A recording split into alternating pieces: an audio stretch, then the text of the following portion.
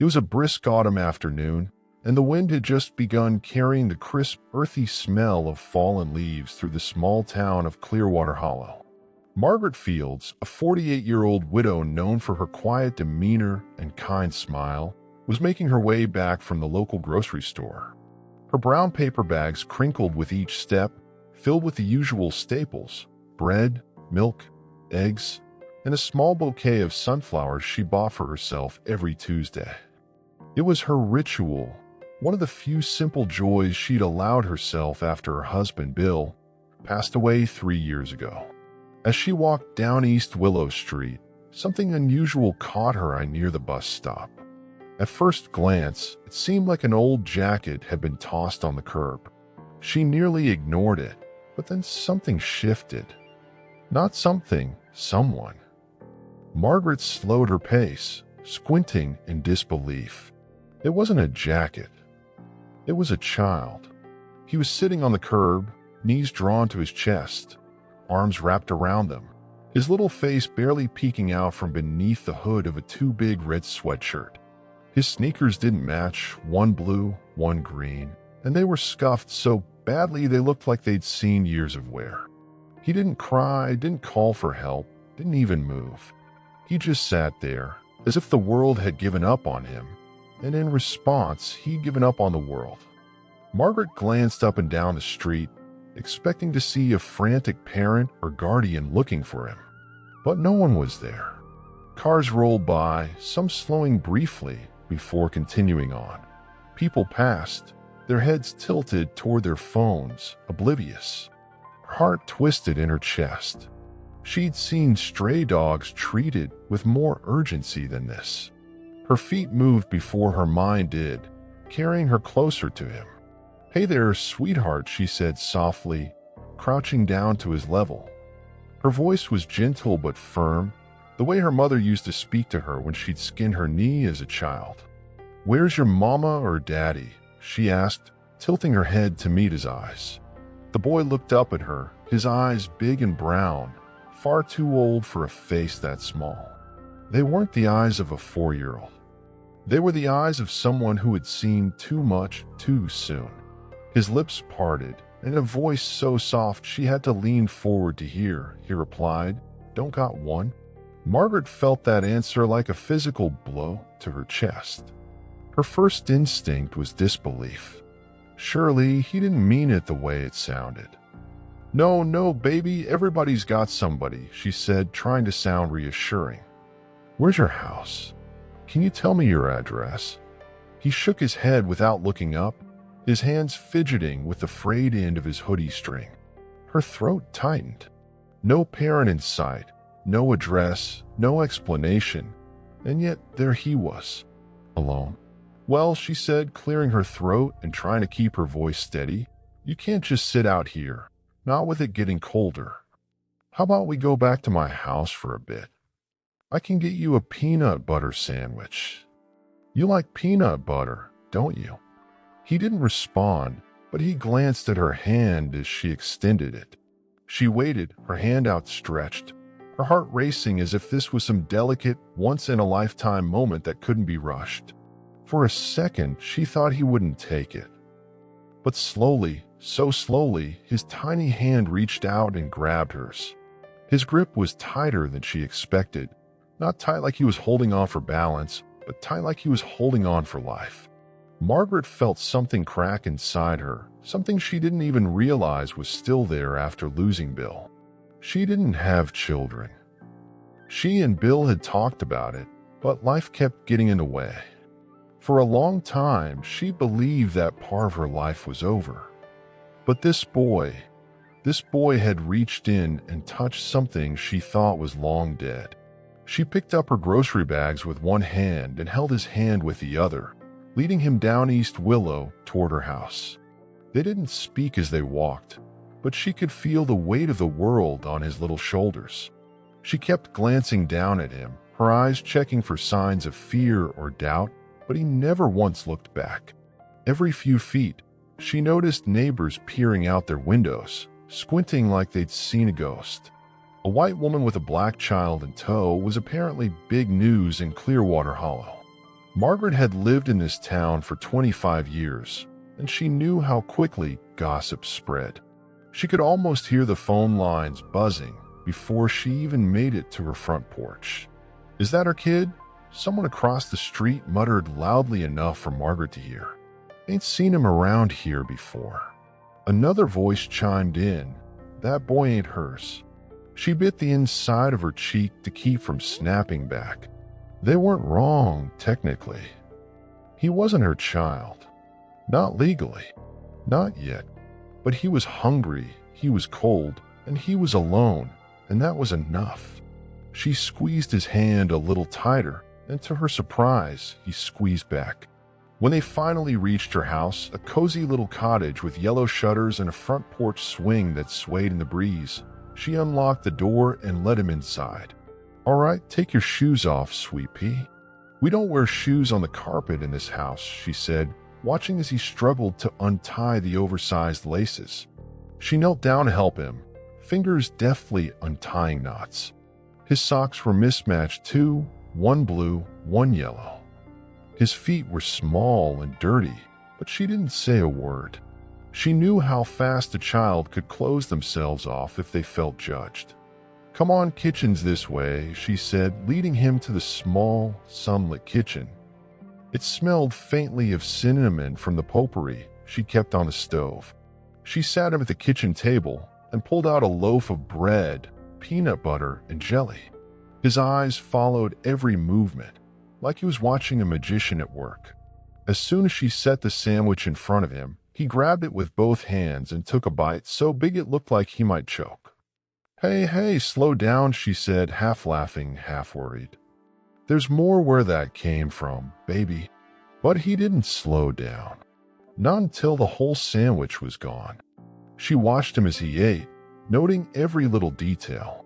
His nails were short but dirty. His hoodie had a name written on the inside tag, Jayden, in faded black marker. His cheeks were hollow, like he hadn't eaten properly in days. Her heart broke for him over and over with every bite he took. After he finished, he leaned back in the chair and stared at her. Just stared. It wasn't a mean stare or a scared one. It was a look that asked, "Are you going to send me away now?" "Jayden, huh?" she said, nodding toward his hoodie. "That your name, baby?"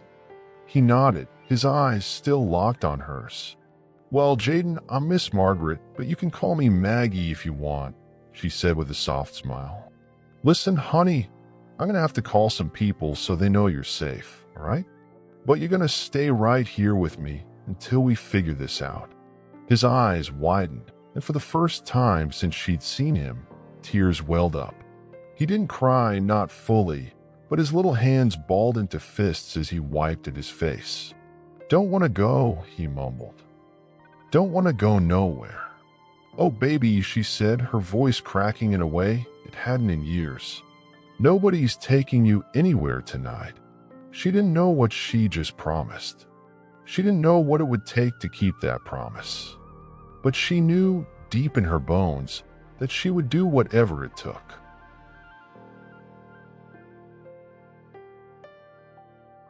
The next morning, Margaret woke up to the sound of quiet footsteps on the hardwood floor.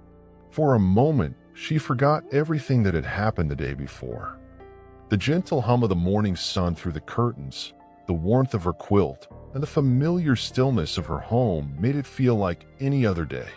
But then she heard it again, the soft pitter-patter of little feet.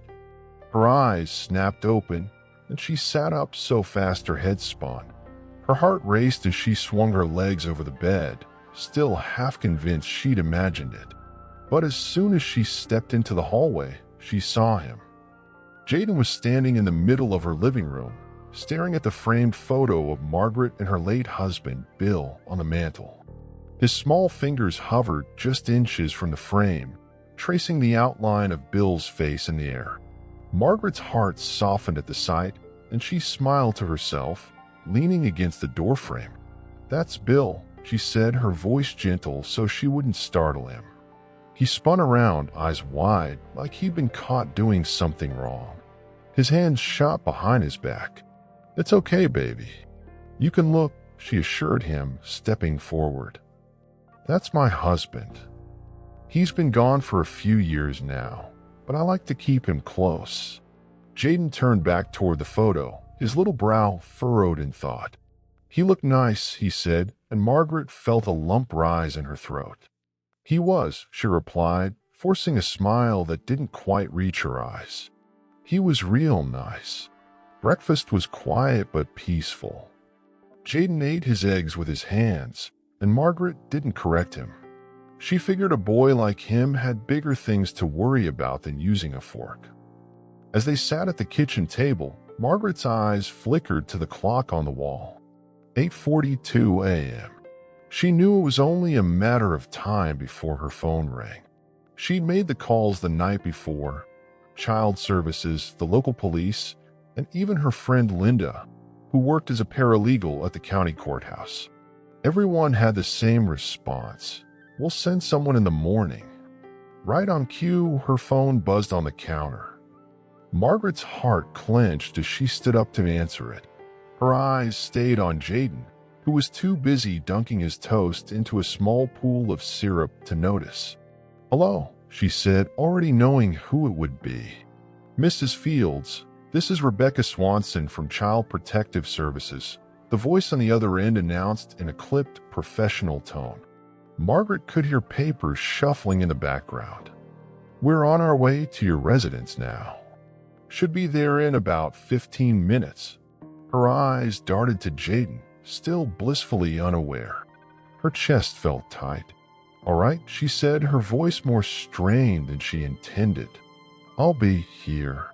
As soon as she hung up, she leaned against the counter, eyes closed, heart pounding like a drum in her chest. She'd known this moment was coming, but it didn't make it any easier. She glanced at Jayden again, and for a brief second, she considered taking him and running. It was a wild, ridiculous thought, but it came to her with such force that she had to grip the counter to steady herself. "Miss Maggie." Jayden's small voice pulled her back to reality. He was looking at her with syrup-stained cheeks, concern flickering in his eyes. "You okay?" She took a deep breath, put on her best smile, and walked over to him. She knelt beside his chair, cupping his cheek in her hand. "I'm okay, baby. We're both okay." 15 minutes later, there was a knock at the door. It wasn't loud or impatient, but it may as well have been a thunderclap. Margaret felt the sound echo through her chest. She wiped her hands on her apron, glanced at Jayden, and said, "Stay here, honey. I'll be right back." He nodded, eyes fixed on his plate, but she could tell he was listening more closely than he let on. At the door stood a woman in a crisp gray blazer and black slacks, a leather-bound notebook in one hand and a badge clipped to her waist. Behind her was a tall, broad-shouldered man in a sheriff's uniform, his face a stone mask. "Mrs. Fields?" the woman asked, her eyes flicking over Margaret with the cold efficiency of someone who had done this 100 times before. "That's me," Margaret said, folding her arms in front of her. "And you are?" "Rebecca Swanson, Child Protective Services," the woman said, flashing her badge briefly before tucking it away. She tilted her head toward the man behind her. "This is Deputy Harlan. We're here to check on the child you reported." "Come on in," Margaret said, stepping aside. Her heart felt like it was being squeezed in a vice, but she didn't let it show. She couldn't afford to. Jayden was still at the table, his eyes locked on the strangers as they walked in. He didn't move, didn't speak, but Margaret saw it, the way his little shoulders tensed and his fingers gripped the edge of his chair. She'd seen that look before, on the faces of stray cats when you corner them. It wasn't fear exactly. It was something colder, something harder. Survival mode, she thought. "Hello, Jayden," Rebecca said with a kind of sing-song voice adults use with kids, but it sounded too practiced, too polished. Jayden didn't answer. His eyes darted to Margaret. She gave him a small nod, silently telling him it was okay. "Can you tell me how you ended up here, buddy?" Rebecca asked, kneeling so she was eye level with him. He glanced at Margaret again, his bottom lip trembling. "I was walking," he said softly. "Walking a long time." "Where were you walking from?" Rebecca pressed, her pen poised over the notebook. Jayden hesitated, then mumbled, "No." Margaret stepped forward. "He told me he doesn't have a home," she said firmly. "No parents, no address, no nothing. I gave him food, and he slept in my guest room. He's a child, Rebecca, not a case file." Rebecca's eyes flicked to Margaret, her brow raised just slightly, but she didn't say anything. She just wrote something down. It made Margaret's blood boil. She hated that look of quiet judgment. "We'll have to take him to the county shelter while we figure out if he has any living relatives," Rebecca said as if she were discussing the weather.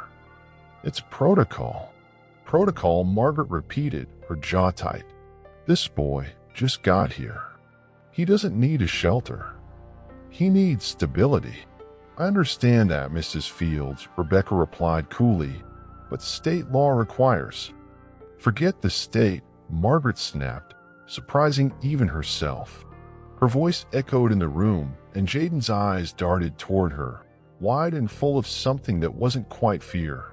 It was hope. She took a breath, steadying herself. "He stays here until you find family or figure out what's next. I'm not letting you drag him off to some facility like he's a stray dog." Rebecca's mouth tightened, and she exchanged a glance with the deputy. "Mrs. Fields, do you understand what you're asking?" "I do," Margaret said without hesitation. Her eyes flicked to Jayden, and she saw it there again, that look of hope. "He stays." The silence stretched so long it felt like hours. Then Rebecca sighed, closing her notebook with a soft thud. "I'll have to file a temporary guardianship request," she muttered. "It's not a guarantee."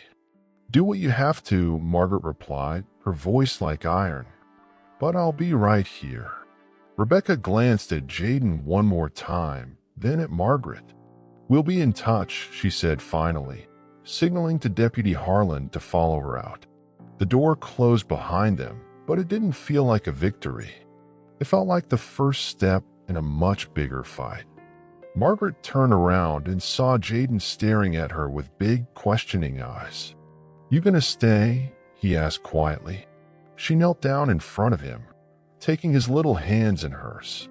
"I'm not going anywhere, baby," she whispered, her voice shaking with the weight of it all. "Not anywhere." For the first few days, things were quiet. Margaret tried to maintain a sense of normalcy in the house. She kept her routines the same, sweeping the porch in the mornings, tending to the sunflowers in the window box, and making dinner at 6:30 sharp. The only difference was that now, there was a second chair at the kitchen table, and every night, Jayden sat across from her with his small hands clasped in front of him like he wasn't sure if he was allowed to eat yet. "Go ahead, baby," she'd say with a smile, nudging the plate toward him. "Ain't nobody here gonna tell you not to eat." Jayden was quiet, too quiet for a boy his age.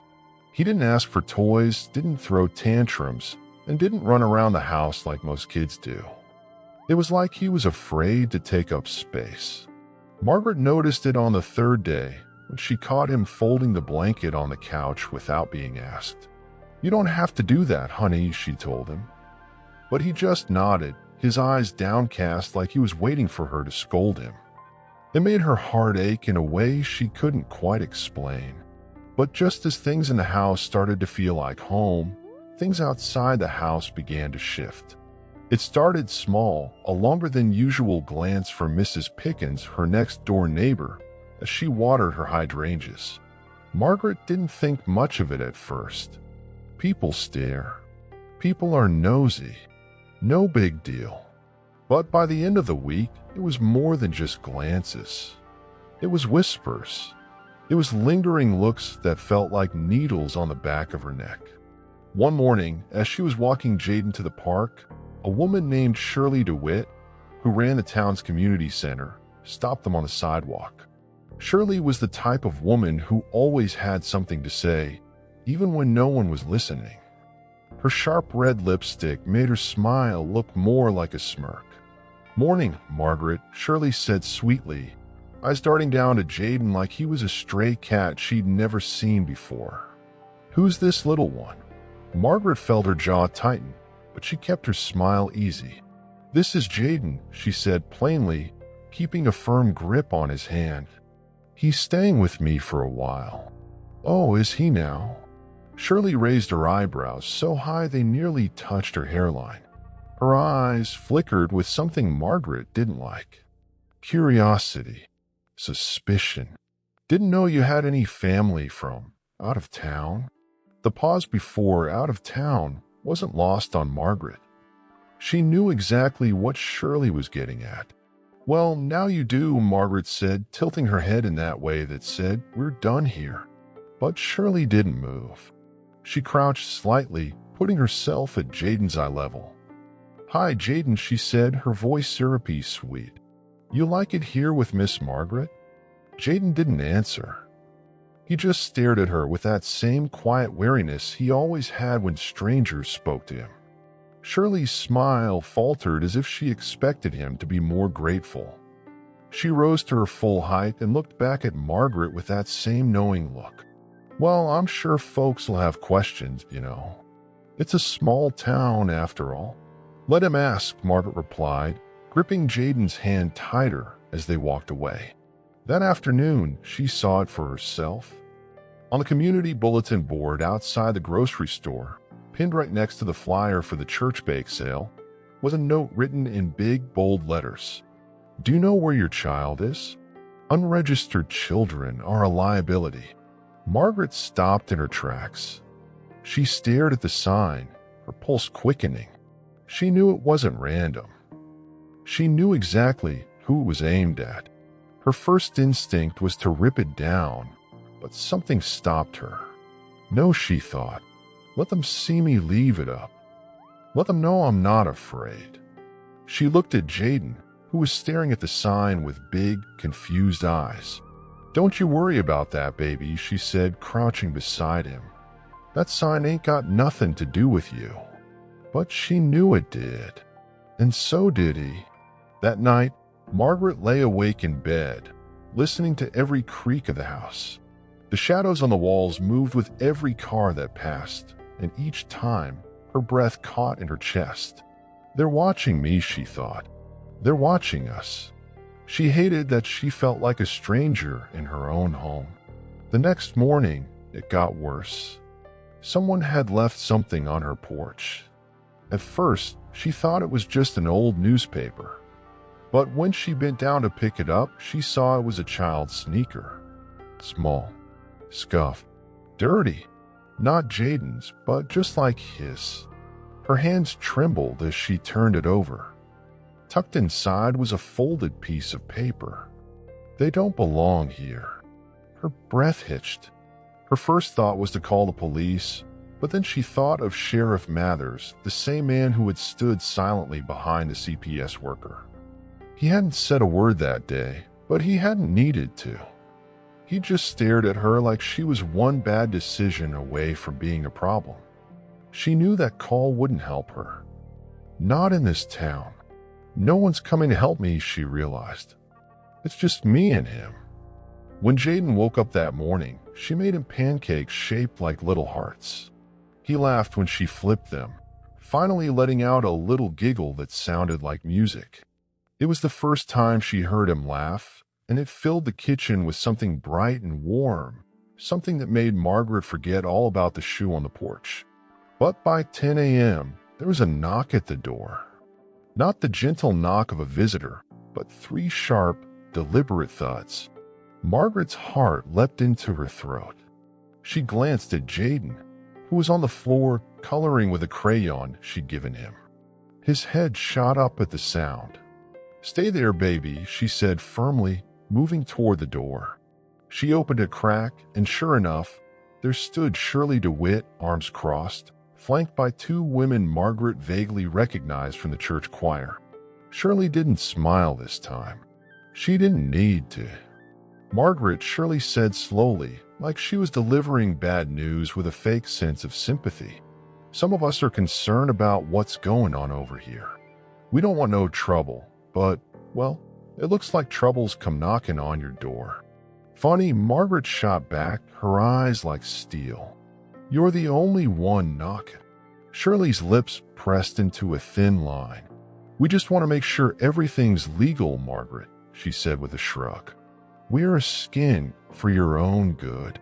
Margaret leaned forward, her voice low but sharp as broken glass.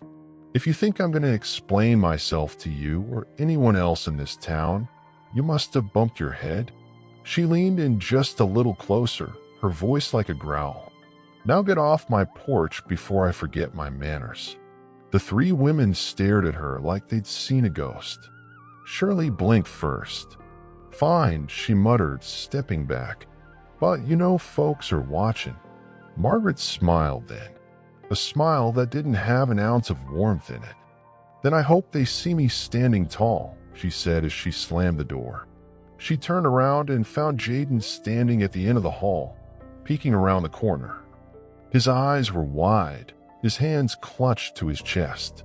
She walked over, knelt down, and put her hands on his little shoulders. "You don't need to worry about them," she said softly.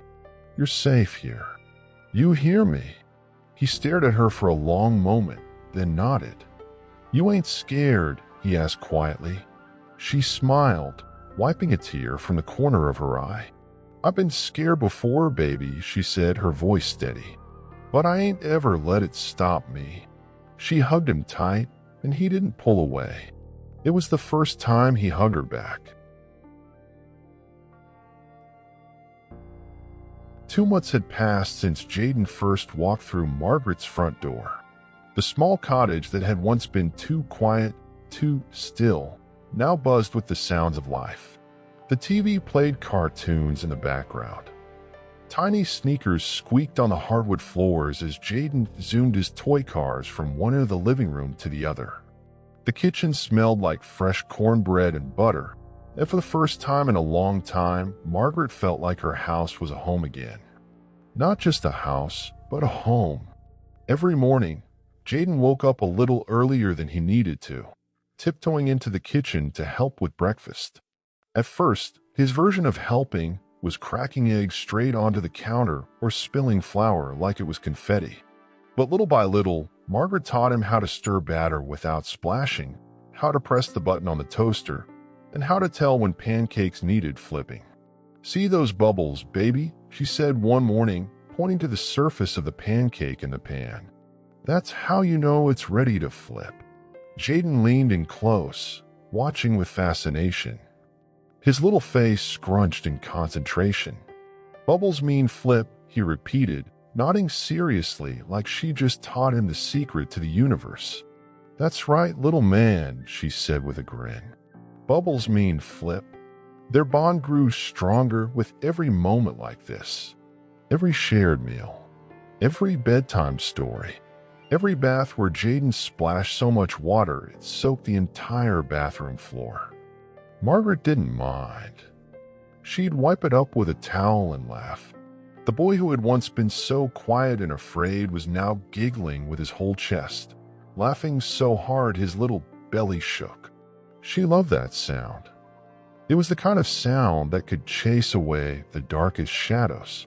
But love doesn't grow without obstacles. And Margaret knew it. She'd lived too long and lost too much to think otherwise. Every week, she had to check in with Rebecca Swanson from Child Protective Services. Every week, she braced herself for the same questions.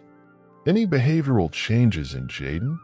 Rebecca would ask, typing away on her laptop during their video calls. "No, ma'am," Margaret would reply, trying to keep her tone even. "He's happy. Eats everything I put in front of him. Sleeps through the night. No nightmares. And his emotional well-being?" Margaret's lips pressed into a thin line. "Well, considering strangers keep showing up at my door skin questions that ain't their business, I'd say he's doing better than most grown folks would." Rebecca would sigh, adjust her glasses, and write something down. She always did. Margaret knew how this game worked. They were waiting for her to mess up, waiting for her to prove she wasn't fit to be his guardian. But she wouldn't give them that satisfaction. Her patience was tested one day when Jayden came home from the park with a scraped knee. It wasn't the scrape that upset her. Kids fall all the time. It was the way he tried to hide it from her. She didn't notice it until she saw him limping, his face stiff with pain. "Jayden, honey, what's wrong?" she asked, crouching down. "Nothing," he said quickly, backing away. His hands hovered over his knee like he was afraid to let her see it. Her heart broke a little as realization hit her. He thinks I'll be mad. He thinks I'll punish him for being hurt.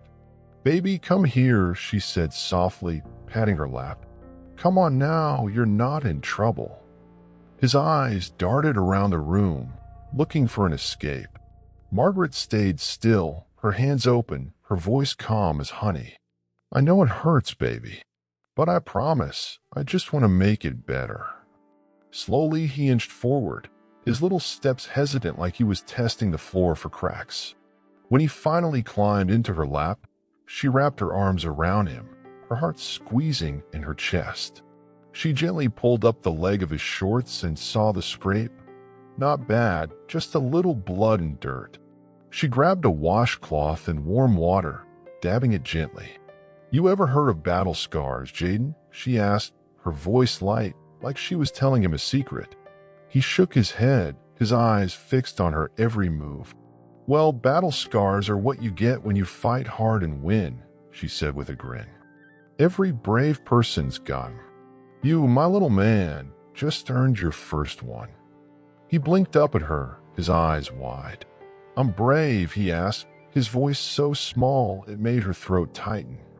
"Baby, you're the bravest person I know," she said, pressing a soft kiss to his forehead. That night, she found him standing in front of the bathroom mirror, lifting his shorts to check his battle scar. He poked at it like it was a badge of honor, and Margaret couldn't help but laugh quietly from the doorway. He's healing, she thought. Not just his knee, but his heart too. But not everyone saw it that way. One Friday morning, Margaret opened her mailbox to find a letter from the county clerk's office. Inside was a formal notice of a home inspection scheduled for the following Monday. Her hand shook as she read it. A home inspection? She knew exactly what it was, another excuse to find something, anything to use against her. She set the letter on the counter, tapping it with her finger, her eyes distant in thought. That weekend, she cleaned a house like her life depended on it. Every corner was dusted. Every room was scrubbed. She went to the thrift store to buy new curtains and even bought a fresh tablecloth for the dining table. Jayden helped, following her around with his little dust rag, mimicking her every move. "What we cleaning for?" he asked as he wiped down the coffee table. "We're cleaning, 'cause important people are coming," she replied, pulling down a set of dishes from the cabinet. Jayden's face scrunched up in confusion. "Like the president?" Margaret chuckled, shaking her head. "No, baby. Just people who like to think they're important."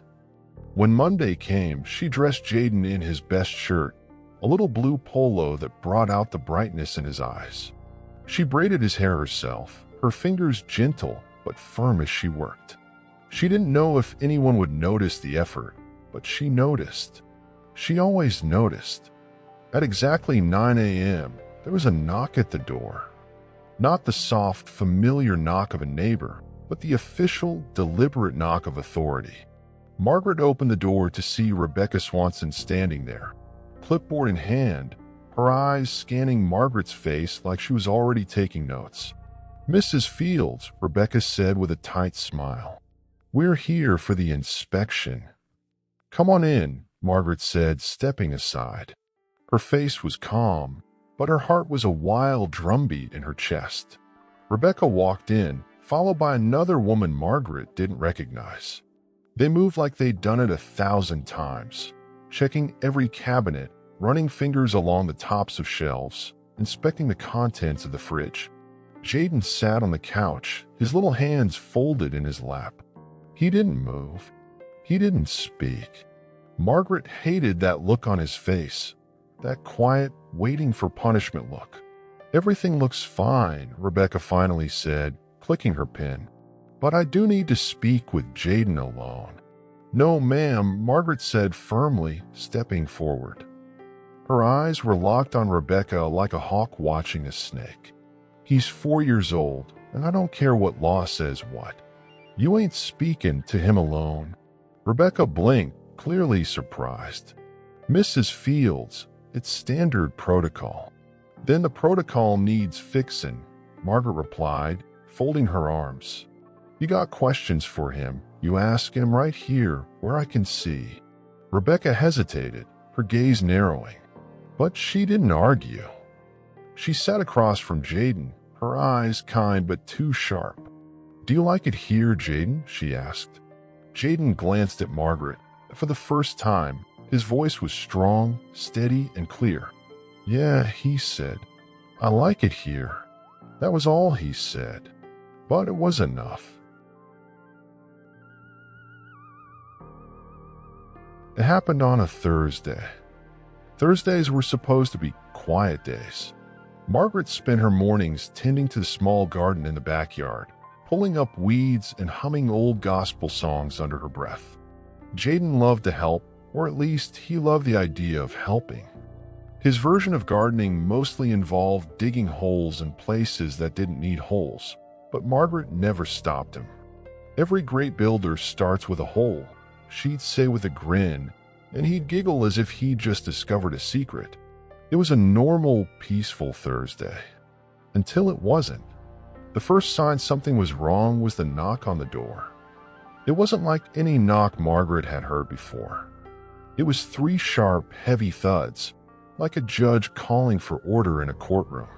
She wiped her hands on her apron, her heart already racing. No one knocks like that unless they're here for business. Jayden, who had been sitting at the kitchen table coloring, looked up sharply. His eyes darted to Margaret, and she saw it in his face, the fear. He knew that knock, and that realization nearly broke her in two. "It's all right, baby," she said, keeping her voice steady. She ran her hand over his head as she walked past him. "Just stay right there." When she opened the door, her breath caught in her chest. Rebecca Swanson was standing on the porch, but this time she wasn't alone. Flanking her were 2 uniformed officers, each one standing like a stone pillar, hands resting on their belts. Rebecca's face was tighter than usual, her lips pressed into a thin line. She was clutching her clipboard so hard her knuckles had turned white. "Mrs. Fields," Rebecca said, her voice flat but firm. "We're here to take Jayden into custody." For a moment, Margaret didn't hear anything. It was like the world had gone silent, as if every sound had been sucked out of the air. Her ears rang with the absence of noise. She blinked slowly, processing the words. Then, like a switch had flipped, the world roared back into focus. "No," she said, her voice sharp, firm, and final. "He's not going anywhere." "Mrs. Fields," Rebecca said slowly, as if she were explaining something to a child, "Jayden's biological family has been located. His aunt is willing to take him in. Legally, we have to." "Legally," Margaret cut in, her voice like a blade. "Legally, he's been under my roof for months. Legally, he's safe. Legally, he's loved. You tell me what part of the law says love don't count."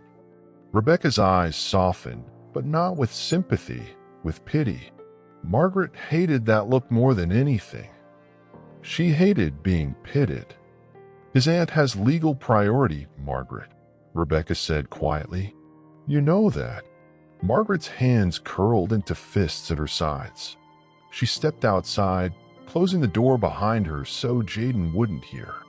Her eyes darted to the officers, who were watching her carefully like she might do something reckless.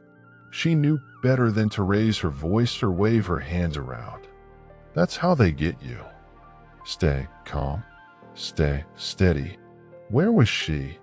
Margaret asked, her voice low but dangerous. Where was this aunt when he was alone on the street in the cold? Where was she when he was hungry, when his shoes didn't fit, when he had nightmares and couldn't sleep.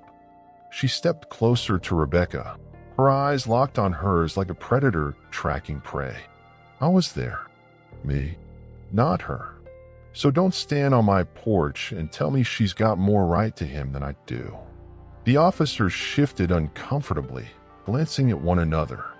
They weren't used to this, a small, middle-aged woman standing toe-to-toe with authority like she had nothing to lose. But she wasn't backing down. Not this time.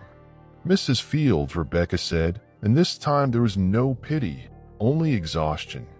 If you resist, we'll have to file charges against you. Do you want that? Do you want Jayden to see you in handcuffs? The words hit Margaret like a gut punch. Her breath left her in a hard, sharp exhale. She blinked twice, her mind racing. She knew they had her. She could fight, but she'd lose.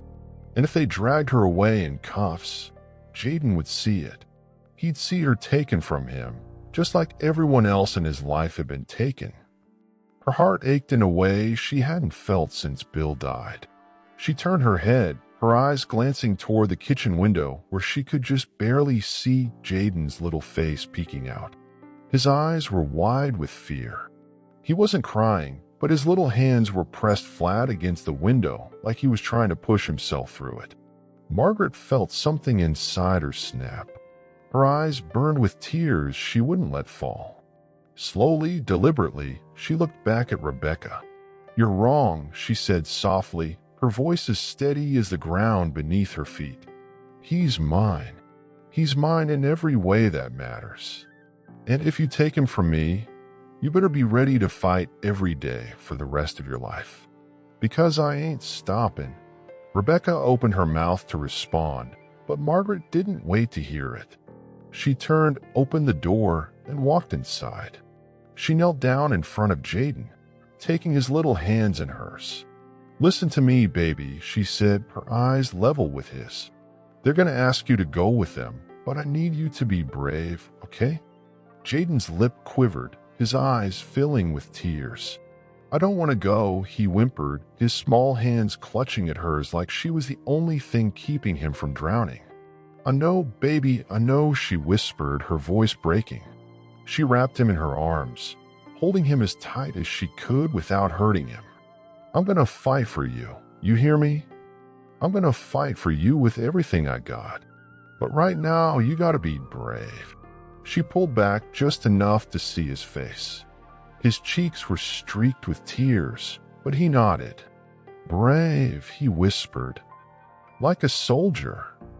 "Like a soldier," Margaret repeated, kissing his forehead.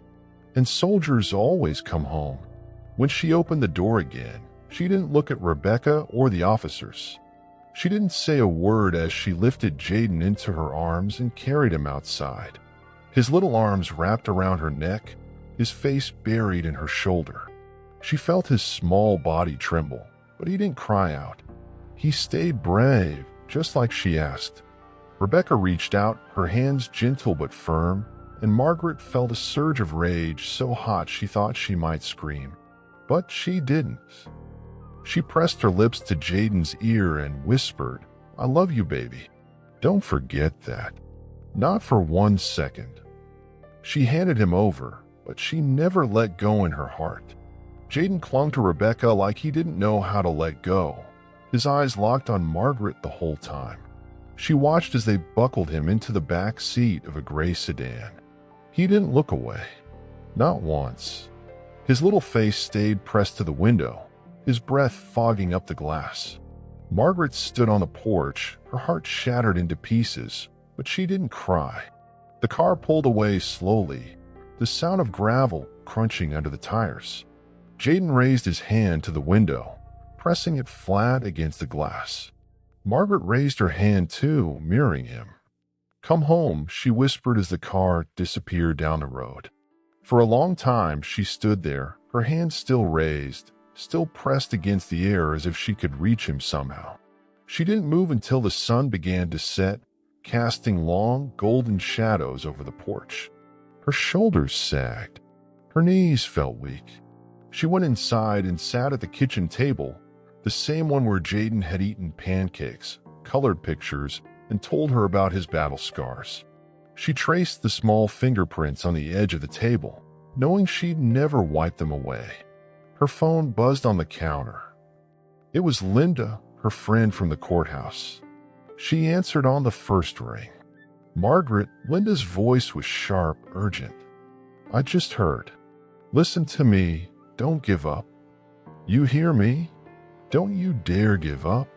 Margaret leaned forward, her eyes hard with new resolve. I'm not, she said, her voice steady as steel. I'm just getting started. 2 months, 63 days, 1,512 hours. That's how long it had been since Jayden had been taken from Margaret's home. Not that she was counting, except she was. Every tick of the clock, every passing sunset, every day without him felt like a slow march through quicksand. The house had never felt so empty. It was like all the warmth had been sucked out the moment he left.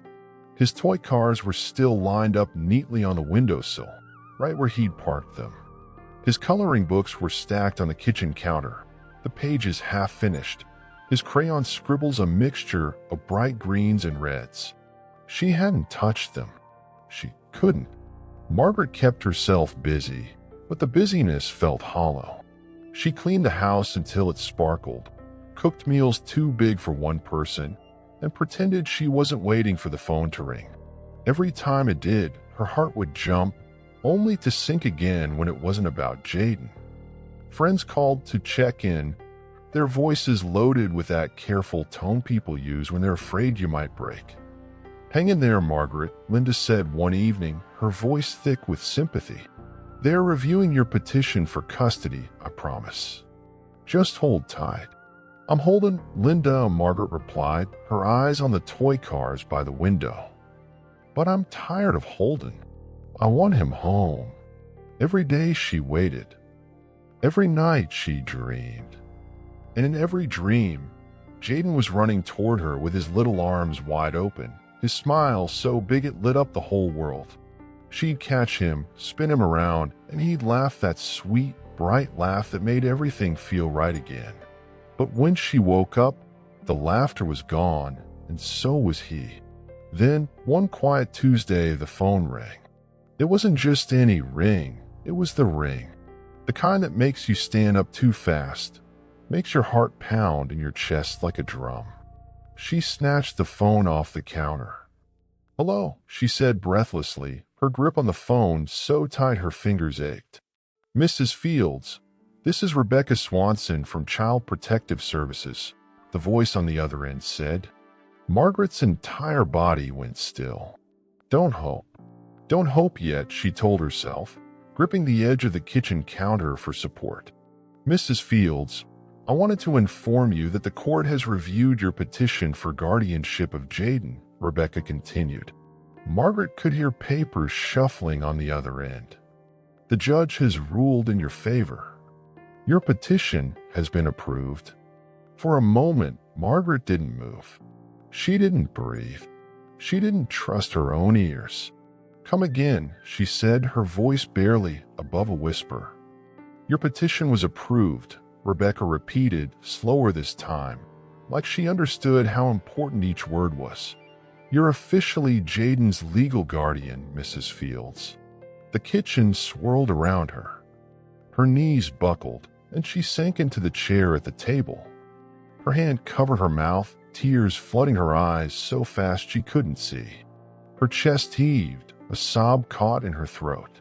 She hadn't realized how long she'd been holding her breath until she finally exhaled.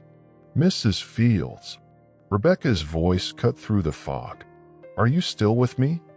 I'm here, Margaret croaked, wiping her face with the sleeve of her sweater. I'm here.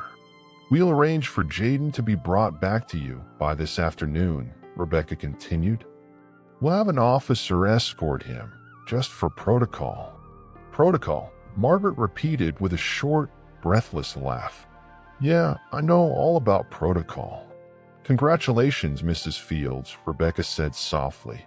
And for the first time, she didn't sound like a social worker. She sounded human. "He's lucky to have you." Margaret hung up the phone and sat in silence for a long time, her face buried in her hands. Her body shook with silent sobs that felt more like relief than sadness. She stayed like that for a while, letting herself feel every ounce of it. When she finally stood up, she felt lighter, stronger. "He's coming home," she thought. "He's finally coming home." She spent the next 3 hours preparing. She vacuumed, dusted, and fluffed every pillow in the house. She even baked a batch of sugar cookies, knowing how much Jayden loved them. She placed them on the counter with a little note for Jayden. "Welcome home." At 3:42 p.m., there was a knock at the door. This knock wasn't harsh. It wasn't the cold, official knock of strangers. It was soft, familiar. Her heart leapt into her throat as she ran to the door. She barely glanced at the officer standing on the porch.